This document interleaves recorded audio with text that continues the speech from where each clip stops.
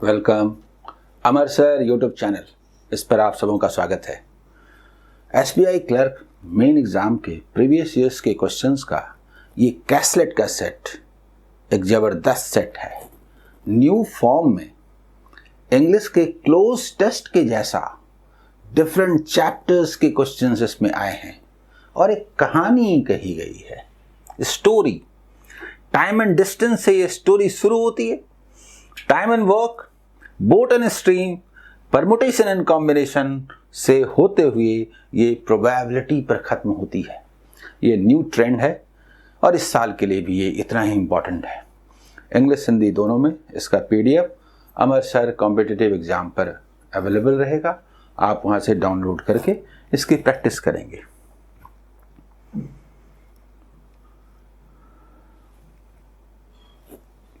तो सबसे पहले इस क्लोज टेस्ट जैसे इस कैसलेट पर हम लोग बात करते हैं, जिसमें स्टोरी के रूप में एक नए तरीके से ये क्वेश्चन को 6 क्वेश्चंस को प्रेजेंट किया गया है। जो भी सीन है उसमें हम वैल्यूज को निकालेंगे और तब क्वेश्चन की ओर जाएंगे डिटेल में। सबसे पहले ये इंफॉर्मेशंस हैं, ये इंग्लिश में है कंप्लीट इंफॉर्मेशन, जिसके बाद क्वेश्चंस हैं, और इसके बाद हिंदी में कंप्लीट इंफॉर्मेशंस। इसी में क्लोज टेस्ट जैसा ABCDEF तक ब्लैंक्स हैं जिनके वैल्यूज निकाले हैं और तब क्वेश्चंस होंगे। सॉल्व करने के लिए हमारे पास जगह चाहिए और इंग्लिश हिंदी दोनों चाहिए, तो हमने इसको टुकड़ों में बांटा, पीसेस में, और 1 पीस लेकर के बात करते चलते हैं। आइए, तो सबसे पहले हम इसको सॉल्व करते हैं, जिसमें कहानी जो कही गई है कुछ इस तरीके से। Directions: Rahul goes to gym and runs 40 minutes on a treadmill.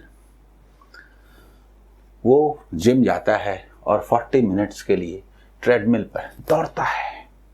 ठीक है, ट्रेडमिल पर दौड़ता है। For starting 15 minutes he runs at a uniform speed of 5 kilometre per hour. तो 40 मिनट्स में से जो इनिशियल 15 मिनट्स है उस पे उसका यूनिफॉर्म स्पीड है 5 kilometre per hour. After that he runs at a uniform speed of 9 kilometre per hour. 40 minutes में फर्स्ट 15 मिनट्स का अलग स्पीड है और उसके बाद का 25 मिनट्स का अलग स्पीड दिया हुआ है। For the remaining time he runs total 1 kilometre on treadmill.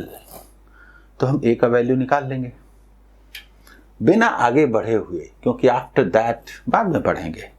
इसको सॉल्व करते हैं, वैल्यूज निकालते हैं क्या है। ठीक है, तो आप देखिए, ठीक से इसको बनाता हूं। सबसे पहले देखिए, ये 15 मिनट्स तक चलता है और फिर 45 मिनट चलता है, कुछ ऐसा। सबसे पहले 15 मिनट्स और फिर 25 मिनट्स। ठीक है, इसमें आप गौर कीजिए, पहले जो फर्स्ट इसका जो रेट है फर्स्ट पार्ट में वो 5 किलोमीटर पर आवर है। ओके, और उसके बाद जो इसका स्पीड है वो 9 किलोमीटर पर आवर है। तो 15 मिनट्स में, यानी इतने आवर में 5 किलोमीटर पर आवर के रेट से इतना डिस्टेंस कवर किया। जल्दी बोलिए, यानी कि 1.25 किलोमीटर कवर किया 25 मिनट्स में, यानी इतने आवर में 9 किलोमीटर पर आवर के रेट से। देखिए, 5 यहां से ले लें, 3 यहां से ले लें, तो 15 से 4 टाइम्स होगा ना, बोलिए 4 से। और ये 15/4 का मतलब हुआ 3.75 किलोमीटर। एंड टोटल, यानी ए का जो वैल्यू आया वो दोनों का सम, यानी कि 5 किलोमीटर है। अब ए के इस वैल्यू को हम लोग लेके चलेंगे आगे, क्योंकि क्वेश्चन जब शुरू होंगे तो इन्हीं के बारे में चर्चा होगी।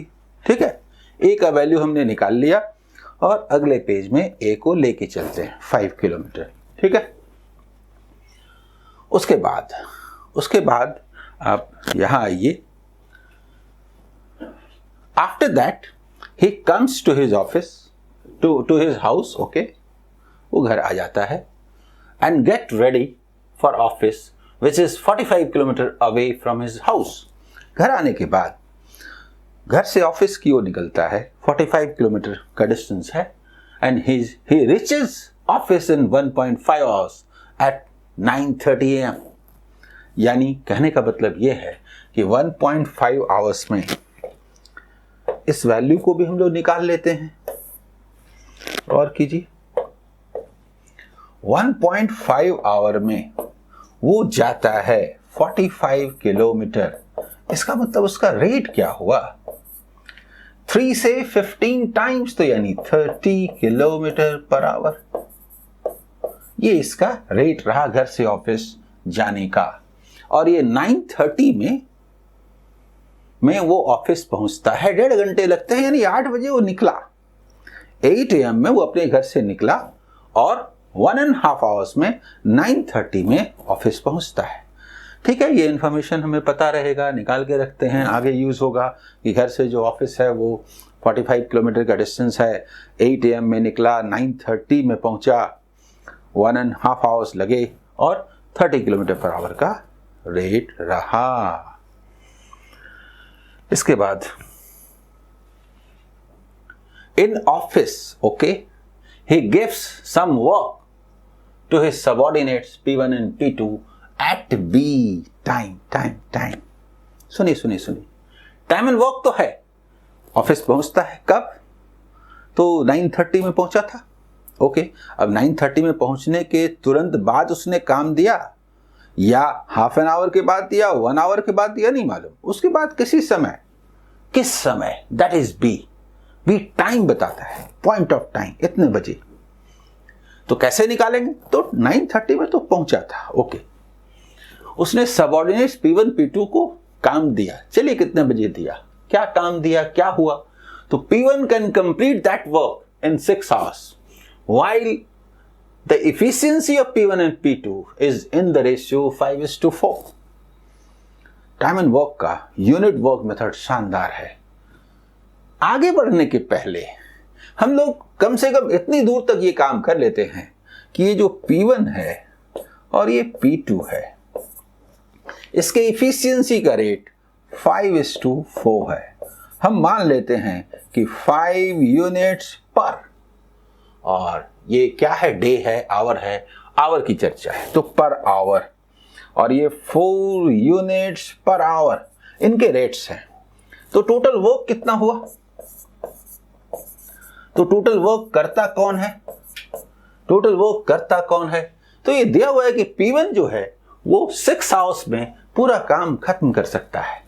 तो P1 देखिए, P1 5 यूनिट पर आवर के रेट से अगर वो 6 आवर्स में वर्क खत्म करता है, इसका मतलब 30 यूनिट्स टोटल वर्क हैं। जल्दी बोलिए। और उनके ये रेट्स हैं, इतनी दूर तक निकाल करके हम लोगों ने हथियार इकट्ठा कर लिया और तैयार हैं आगे के लिए।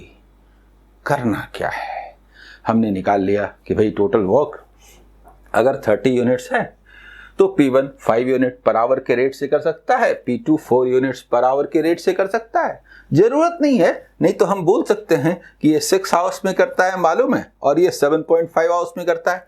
हमको इसकी जरूरत नहीं है, लेकिन ये तो दिया ही हुआ है कि 6 आवर्स में ये करता है, और ये 4 यूनिट्स पर आवर के रेट से, यानी कि 7.5 आवर्स में करता है।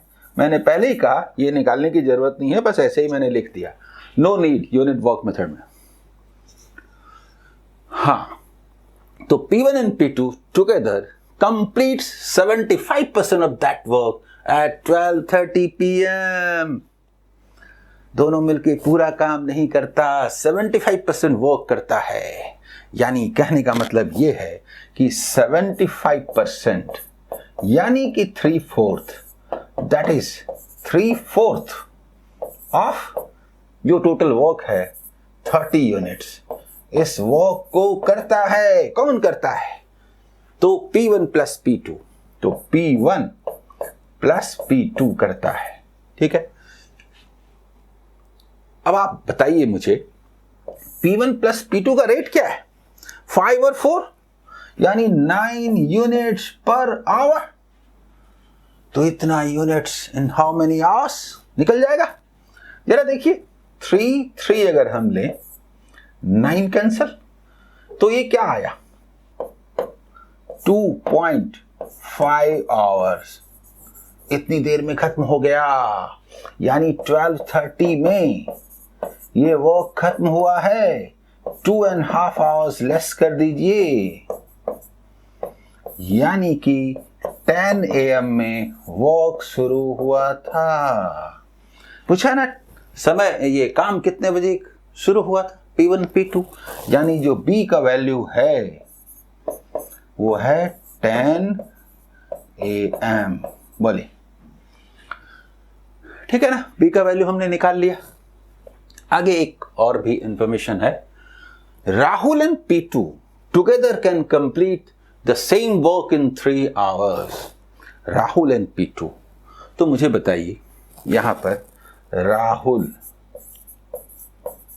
प्लस P2 पूरे काम को, यानी 30 यूनिट्स को वो 3 आवर्स में करता है। इसका मतलब 10 यूनिट्स पर आवर। जल्दी बोलिए।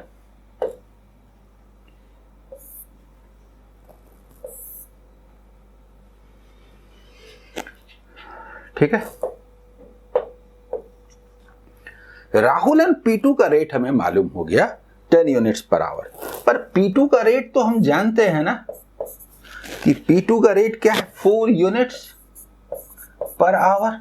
तो राहुल का क्या हुआ? राहुल का रेट हुआ 6 यूनिट्स पर आवर।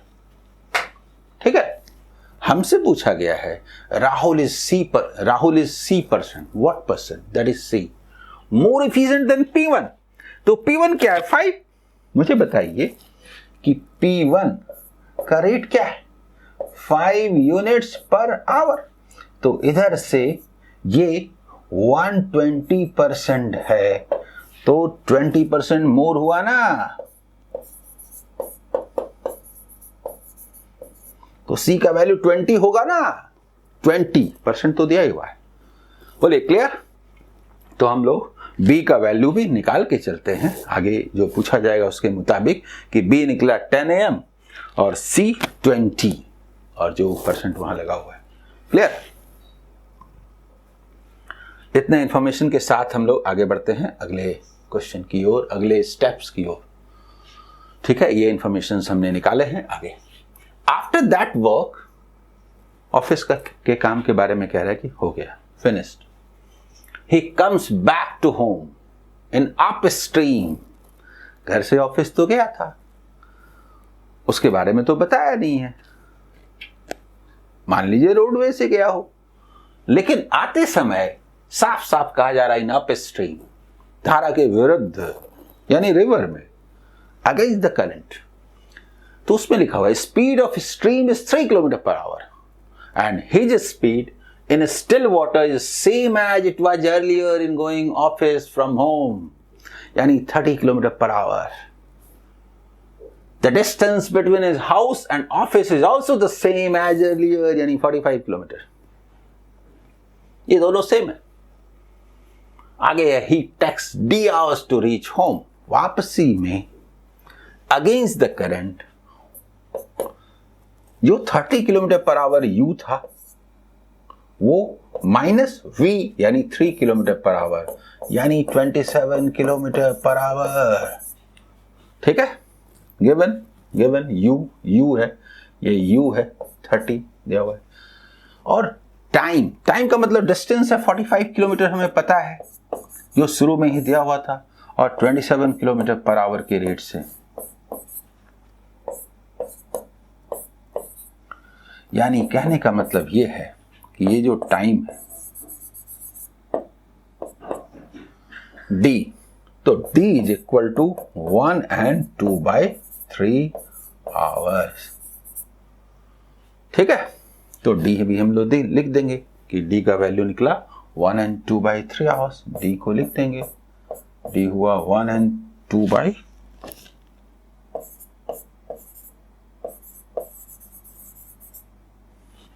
ठीक है, क्लियर। इसके बाद आगे, when he reaches home, two of his friends, Aman and Raman, come to his house. उसके 2 friends भी आए। All 3 starts to play a game in which 2 dices are used by each person. तो 3 friends हो गए, खुद और 2 friends मिल करके तीनों 2 dices के साथ गेम खेलना शुरू किया। E is the number of outcomes in which first Rahul and then Aman throw their respective dices. गौर कीजिए, तीनों ने जब खेलना शुरू किया तो उसमें से, और तीनों के पास डबल डाइसेस हैं, तो E is the number of outcomes in which first Rahul and then Aman throw their respective dices. 2 की ही बात है। तो अमन का अगर सवाल उठेगा, देखिए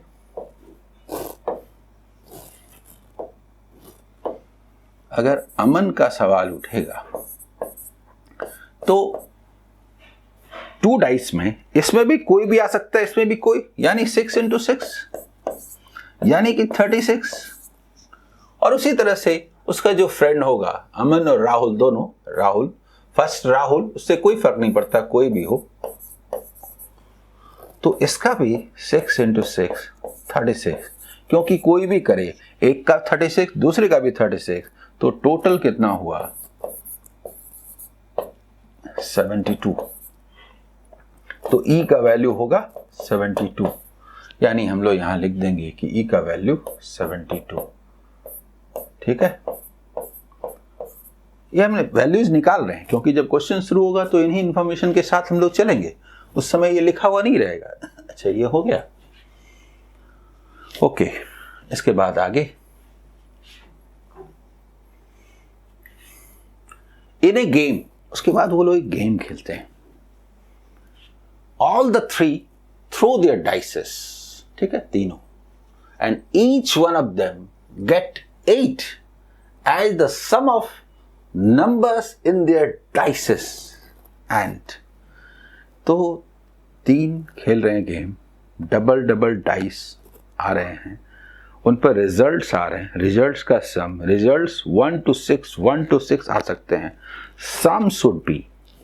तो इसमें ये कह रहा है sum of numbers in their dices, ठीक है, वो 8 आता है, दोनों का सम 8 आता है। ठीक है, and any one of the 2 do not get the same outcomes, यानी 8 जो आता है वो जिस तरह से आएगा वो दूसरे का नहीं आएगा। तो 8 आने का जो वे होता है, 6 and 1 आ सकता है, 2 आ सकता है, 6 and 2 आ सकता है 8, और 5 and 3 आ सकता है, and 4 and 4 आ सकता है, क्योंकि और कोई वे नहीं है और रिपीट होता नहीं है, इसलिए तीनों में से प्रत्येक के पास, एक के पास ये, दूसरे के पास ये, तीसरे के पास ये आ सकता है 8।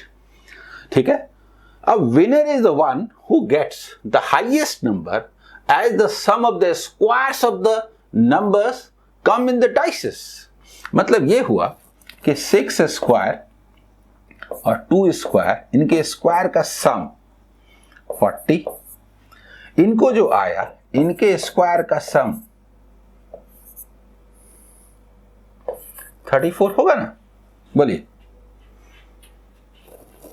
और इनके स्क्वायर का सम 32, ये आएंगे।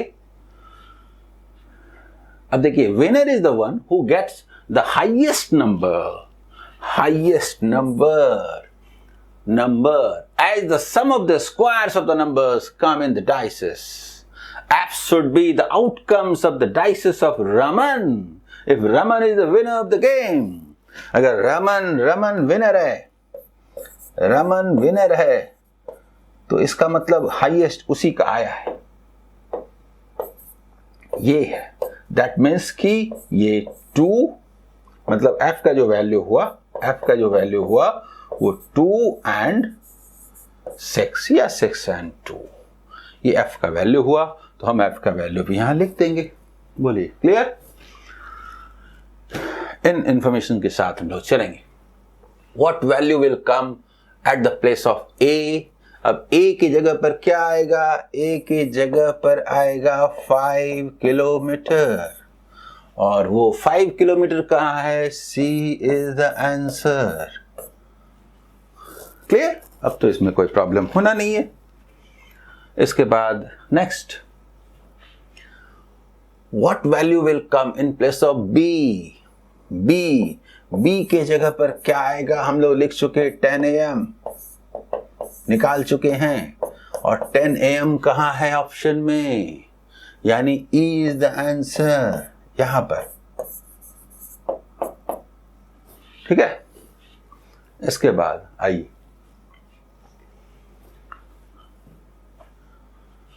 What value will come at place of C? C के जगह पर क्या आएगा? C के जगह पर 20 आएगा, 20। ठीक है? तो ठीक है, 20 आएगा या 20% जो भी बोलिए। तो ये क्या है? B answer.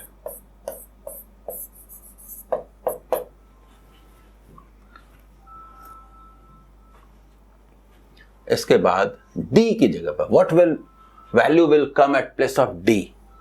D की जगह पर क्या आएगा? 1 and 2/3 hours, ये हमने निकाला हुआ है। 1 and 2/3 hours कहाँ है? D answer. ठीक है? What value will come at the place of E? E हम लोग निकाल चुके हैं 72, और 72 माने ए आंसर।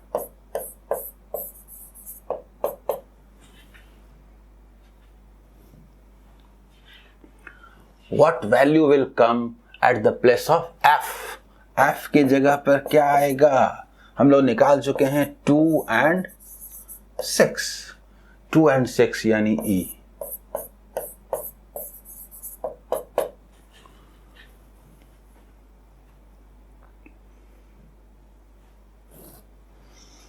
मजा आया आपको?